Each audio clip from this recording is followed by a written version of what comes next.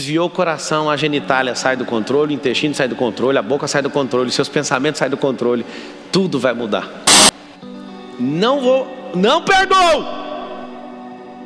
Por favor, não!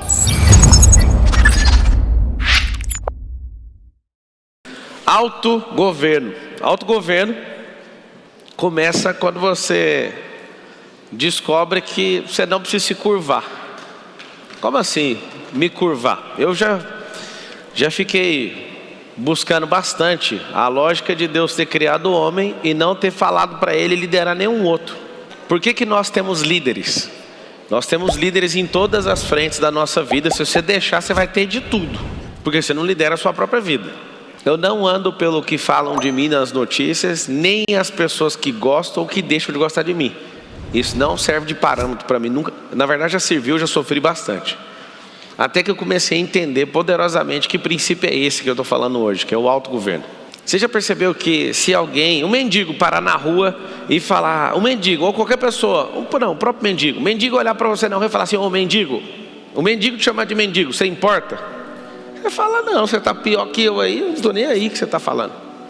Você não importa, mas a sua mãe, se ela virar para você e te falar assim, ô mendigo, aí você, o que você está falando isso para mim? Você fica doido, porque a pessoa tem 100% da sua confiança. Onde está o segredo do autogoverno? Vocês querem saber ou não? Sim. Já está há milênios escrito na palavra. Maldito o homem que confia no outro. Em quem que você confia plenamente? No Senhor. Quem que tem autorização plena para falar no seu coração? Só o Senhor, os demais não têm esse espaço. Ou melhor, não deveriam ter. A relação que a gente tem humana, ela não pode depender do outro. É um jogando por cima, é transbordando amor um para o outro, não um cobrando um do outro. Não existe uma relação saudável desse jeito, nem de amizade. Quando eu vejo uma pessoa, estou com ciúme, eu corto. Não, você já está com ciúme, eu vou te ajudar. Você não vai sentir ciúme mais. Você não vai ter espaço mais na minha vida. Isso é problema de autogoverno. E autogoverno começa num lugar que você sempre vai ouvir, na identidade. O que faz uma pessoa não ter autogoverno? O ambiente, as pessoas que ela conviveu, sempre dependendo umas das outras emocionalmente. Você tem que entender uma coisa, você não depende de ninguém emocionalmente. O que fez você ter a cabeça que você tem hoje são as pessoas, as experiências, as histórias, os ambientes que você passou, certo? Então a principal coisa é entender esses 3 movimentos aqui. Todo mundo acha que é 2, mas é 3. Quando Jesus fala assim, lá no Velho Testamento, tem os 10 mandamentos, 613 ordenanças. Aí chegaram em Jesus, e aí, o que é o principal? Aí Jesus fala, amar a Deus sobre todas as coisas e o próximo como a ti mesmo. Você repara que é 2 frases? São 2. Amar a Deus sobre todas as coisas e o próximo como a ti mesmo. Para onde você está vendo 3? Amar a Deus sobre todas as coisas e o próximo como a ti mesmo. Então não tem amor ao próximo se não tiver amor a ti mesmo. E eu sei que alguns não têm preparo emocional para entender o que eu vou falar agora. Mas não existe esse papo furado de amar os outros sem amar a si próprio. Quando você não entende o valor do amor próprio, significa que você vai usurpar alguém. Significa que você vai colocar alguém refém emocionalmente. O autogoverno começa o seguinte: o que Deus quer? O que Deus acha? O que Deus acha não, perdão. O que Deus tem certeza ao meu respeito? Esse é Deus. Deus tem certeza sobre você, Ele não tem dúvida. Por que autogoverno? Porque se você descobrir quem você é, você descobre quem Ele é. Qualquer um dos 2 primeiros você vai achar. Descobriu quem você é, você vai falar, mas de onde que eu vim? Dele. Você descobriu quem Ele é, você sabe quem você é. E esse é o problema, não é bom que você saiba disso. Várias gerações fizeram com que a gente não desconfiasse de fato quem nós somos, a nossa identidade. Sabe o que é a grande verdade? É que quando você descobrir esse negócio que eu estou te ensinando, você vai amar tanto a sua vida que você não vai importar com quase nada que os outros falam. Pablo, tem 3 eixos aqui que eu tenho que investir em autogoverno. Você tem que ter autogoverno com um negócio que tem aqui, um alface que tem aqui chamado cérebro. Você tem que ter governo com as coisas que você fala. Você tem que ter autogoverno com as coisas que você olha. O nariz aonde você enfia. É a orelha, as coisas que você ouve. Tem gente que é bloqueado só pelo ouvir. Tem gente que é bloqueado pelo ver. Tem gente que é bloqueado pelo cheirar, pelo falar. Você tem que guardar as coisas que estão aqui, no seu coração. Você tem que cuidar do seu intestino e você tem que cuidar da sua genitália. A maior parte das famílias foram destruídas por causa de pênis e vagina. Por que mais de 40% do tráfego da internet mundial é pornografia? Porque as pessoas não têm autogoverno nesta coisa chamada genitália. Pablo, mas como que faz isso, pelo amor de Deus? Todo mundo tem problema com isso. Aí você vai aprender. Canalização de energia. Esse negócio aqui, ó, se você ficar com energia retida, todo mundo aqui, você pode virar um prostituto ou uma prostituta. E aonde que trata isso aqui? Na palavra que você veio pegar, autogoverno. A perversão, por exemplo, sexual, tem nada a ver com religião. A perversão sexual, ela pode entrar na vida de qualquer um que está aqui. É só você entrar no ambiente, é só você afundar, pegar um conceito no latim chamado absinth, que é um abismo, chamar outro abismo. E quando você vai olhar, você está perdido, jogado no chão, em qualquer área da vida. Alguns de vocês precisam tratar isso aqui urgente. Está afundado na pornografia? Gasta 30% da sua energia cerebral. 30% daria para você alavancar sua vida financeira. Às vezes todo mundo fica pasmo, né, na hora que eu toco nesse assunto sexual, mas anota para ajudar os outros. Por que eu estou te falando que você tem que ter autogoverno nessa genitália sua? Porque 30% da vida que você não tem hoje tem a ver com o tempo que você gastou com essa merda. Por que você tem que ver essa palestra no TED? Os impactos, acho que é isso. Coloca lá, TED Talks pornografia. Primeiro, você vai assistir para não acontecer com você. Segundo, você vai assistir para tratar o que está acontecendo com você. Terceiro, você vai assistir para ajudar alguém que possivelmente está do seu lado. Mas beleza, eu estou nisso, o que eu faço? Primeira coisa, tem algum gatilho que acionou dentro de você. E esse gatilho dentro de você está te obrigando a fazer isso. Tem que... Primeiro, essa conversa nossa é para gerar consciência. Você já assusta. Não, beleza, eu já entendi, eu estou perdendo muito com isso. Tem pessoas que poderiam estar em outros patamares, mas está envolvido com adultério sem fim. Está na pornografia, está esse tipo de coisa acontecendo. Sabe o que vai acontecer? Você não vai prosperar.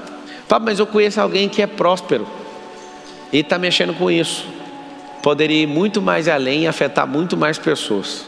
Genitália deve dar um problema aí de 30%, 40% dos problemas do Brasil inteiro. Pai sem filho, mãe sofrendo, perversão, absurdo e tudo. Pablo, não é possível, tem como resolver? Eu sou a prova. Para quem não sabe, eu pus um álbum de escrever 100 livros, justamente que foi a conta que eu fiz de 20 anos gastando tempo com pornografia. Aí fui ver, tinha relação de abandono. Meu pai me expôs isso quando eu era muito pequeno. E sabe o que aconteceu? Um prejuízo de 2 décadas. E eu assevero, sendo especialista no assunto, você não respeita as pessoas quando você mexe com isso. Você não respeita seu cônjuge, você não respeita as pessoas que estão passando.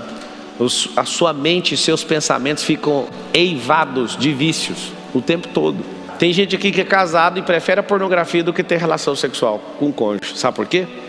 Porque lá a moça do vídeo sempre está rindo, sempre está agradável. E o vídeo dura 2 minutos. Agora sua mulher, você vai ter que peitar os problemas. Você vai ter que adular. Você vai ter que gastar tempo, você vai ter que olhar no olho, você vai ter que fazer um monte de coisa, dá trabalho. Ou seja, você está nessa vida porque você é preguiçoso.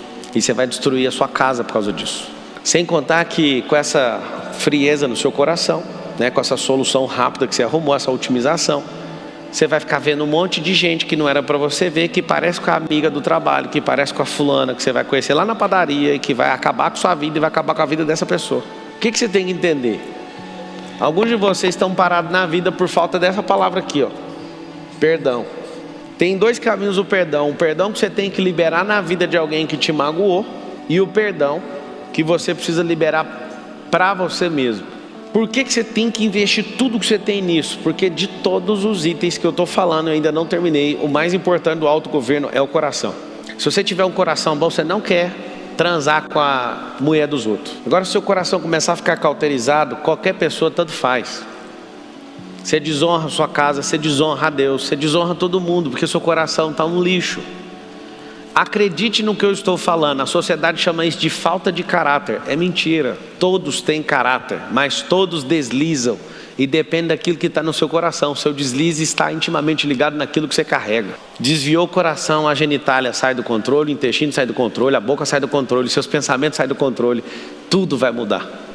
Você olha para Deus, por exemplo, lá em Mateus 6,14, onde está o Pai Nosso. Termina o Pai Nosso, já começa a quebradeira. Está escrito assim: se você não perdoar seu irmão que você vê, eu não vou te perdoar. Deus falando. Quando você é menino pequeno, você fica todo dia, tô com raiva, não tô com raiva, tô com raiva, não tô com raiva. Aí eu descobri um lance chamado expectativa. Aí eu aprendi uma coisa sobre a expectativa, aí você vai anotar. Expectativa nem ativa, nem a passiva. O que significa isso? Alguém cria na cabeça dela para você ficar num polo passivo para alimentar a expectativa dela, ou você inverte o polo, você fica criando expectativa nos outros. Aí eu descobri, eu não crio expectativa em ninguém e não dou para ninguém, a expectativa acabou. Não, mas aqui, qual que é a sua expectativa? Nenhuma, eu estou trabalhando pesado, nós vamos prosperar. Por que é bom ser desse jeito? Pra você não gastar energia com coisa para ficar alienando os outros, ou ficar pondo o seu coração empenhado. Como é que você fica com raiva de alguém? Eu tinha toda a expectativa que você ia estar comigo. Não, mas eu não te dei isso. Quando eu vejo no ar alguém me cobrando e me pondo na expectativa passiva dessa pessoa, eu já posso na hora. Pode custar a amizade. Alguém fala, pois é, custou a amizade. Não custou, porque a verdadeira amizade só vem depois do caos. Não, pode anotar assim, ó, não existe amizade antes de crise. A pessoa fala, mas eu confiei toda a minha vida em você. Primeiro, você está mentindo. Segundo, lê Salmo 118, versículo 8. Você vai pôr tudo que você tem em Deus. E o que você vai pôr nele não é falar para ele o que você quer fazer. Você vai pôr toda a sua vida dele para fazer o que ele quer, que é diferente. Isso funciona, isso funciona. Como é que faz o coração ficar bom? Limpa tudo que está aí dentro. Tem gente que está aí, fulano abusou de mim quando eu era criança. Eu sei que é pesado o que eu vou falar, mas tem que falar. Quando você era criança, essa pessoa abusou de você. Eu também já sofri abuso. E conto para vocês do jeito que foi. Tinha uma obra do lado da casa do meu pai. E eu fui, e um cara me mostrou a revista pornográfica. Eu já era ativado nisso, eu fiquei interessado. Fui pegar e ele, de roupa, né? Ele pegava, um cara morenão, grandão, pedreiro. Pegava e, você quer ver aqui no espelho? Ele ficava me esfregando assim no corpo dele. Porque eu vi um pedaço de ferro encostando em mim assim. Eu olhei e falei, eita. Aí na hora que ele me soltou, eu vazei. Aí eu pensei, se eu contar pro meu pai, conheço meu pai é armado, vai matar esse cara. Então eu não piso nessa obra mais e vou ficar esperto com esse povo. Só que esse trem nunca saiu da minha cabeça, porque eu não falava para ninguém, mano. A questão do abuso não é penetração não, é tirar seu direito de liberdade. Aí eu aprendi uma coisa. O que essa pessoa fez comigo foi um abuso. Um cara desse, ele perde a vida por qualquer besteira. Uma pessoa que tem coragem de fazer isso com a criança.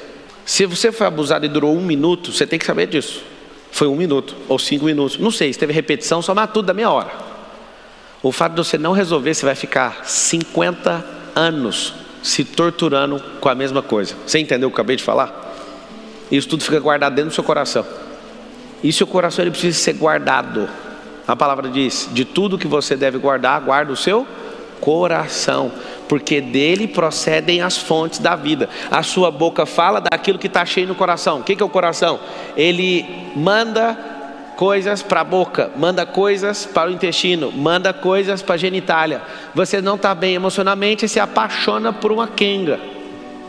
Quem está mandando? O coração. Manda falar bosta, manda comer coisa que não precisa, manda tudo. Vai, olha essa merda, ouve esse satanás falando no seu ouvido, dá ouvido, aí o seu cérebro controla os seus pensamentos, aí você fica uma múmia, por causa de quê? Do coração. Aonde está o segredo do autogoverno? A coisa mais importante é a relação de razão do cérebro com a emoção do coração. O coração fala, a gente é otário mesmo, libera aí. Pablo, o que você quer dizer com isso? Sempre tem um otário disponível. Nunca pode ser você. As pessoas não querem instrução, elas querem ferrar com a vida do outro, porque você é bobo. O segredo está ali no coração. Você passou essa fase de ser uma pessoa que perdoa rápido, é bom demais. Quais são os estágios dessa onda de perdão? O estágio número 1 é, não vou perdoar de jeito nenhum, vou morrer com isso. A maioria das pessoas são assim, tá? Não perdoo! Por favor, não! Você foi um canalha! Ou seja, já diminuiu. O coração abre o painel de controle. Aqui estava contando que era para você viver 120 anos, eu já vou baixar 30. Vai viver só até 90. Porque você vai ficar comprometido, 10% do coração, tal. Não, como você já tem uns 10 que foi canalha com você, vai ser 30% da sua vida. Está decretado. Tchum! O coração já diminui e fala, só vai até 30, só vai até 90. Segundo tipo de pessoa. É a pessoa que demora demais para perdoar 10, 20, 30 anos. Não, vou ver. Aí quando vai liberar o perdão na vida da pessoa, tem que ir lá no cemitério da paz, falar com o túmulo, ó, eu te perdoo. Tem esse tipo de gente. Tem o número 3. Leva um mês, uma semana e fala, esse trem está me fazendo mal, eu não dou conta mais de ser feliz, nem de rir, eu vou perdoar. Esse é o nível 3. Aí tem o nível 4 de gente. É o seguinte, você acabou de fazer, a pessoa parece que nem tem vergonha na cara, você acabou de magoar ela, fala, não, tá perdoado, sem você pedir. Vem cá. Você tem até medo desse tipo de gente. Mas tem um tipo de gente que eu estou caçando, não acho lugar nenhum. Quer saber quem é? O nível 5? Gente que nem perdoa, porque nem deixa entrar no coração. Alguém pergunta assim, como é que você descobriu isso? Um dia eu estava vendo Jesus lá na cruz, falando assim, pai, perdoa eles não sabem o que fazem. Aí eu ficava, pai, perdoa eles, sabe o que fazem. Não, peraí, eles estão te ferrando aí agora. Como é que você está mandando perdoar porque eles não sabem o que fazem? Eu sei que tem que liberar o perdão, eu sei o que está falando. Aí eu fui perceber, se ele está falando para Deus perdoar, é porque ele está fazendo uma obra que é de Deus e não é dele. E os caras estão atacando ele, ele está falando, Deus, eles estão mexendo é com você, eu não tenho nada com isso. Então quando você estiver cumprindo um propósito de Deus, alguém vier magoar você, você fala, Deus, com todo respeito, isso é problema seu, resolve com eles. Isso não tem nada a ver comigo.